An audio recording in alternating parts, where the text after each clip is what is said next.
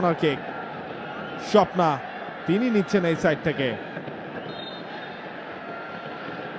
স্বপ্নার corner এবং সেটা একভাবে ক্লিয়ার হলো, যদিও এরপর ও মাই গড, নাম্বার 8 মারিয়া মান্দা, তার গোল বাংলাদেশের ম্যাচে সমতায় আসা।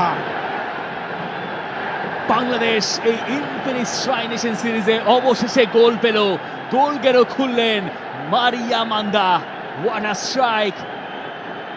বা পায়ে শটটা নিয়েছিলেন, আজারবাইজানের ডিফেন্ডাররা তাকিয়ে তাকিয়ে দেখেছেন, ওই বল ক্লিয়ার করার সাধ্য তাদের নাই এবং স্বস্তি ফিরে এসছে জাতীয় স্টেডিয়ামে।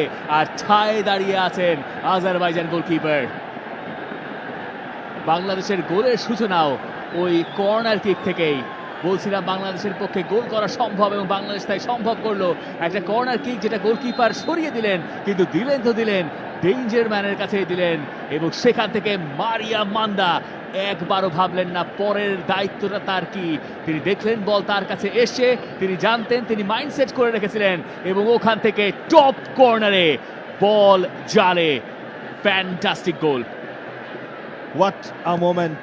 মারিয়া মান্দা তিনি ক্রিয়েট করলেন এবং তার সেই মানে ইঞ্চি সুতোয় মাপা পারফেকশন, মিস পারফেকশনিস্ট আমার মনে হয় তাকে বললে ভুল হবে না এই গোলটা দেখার পর।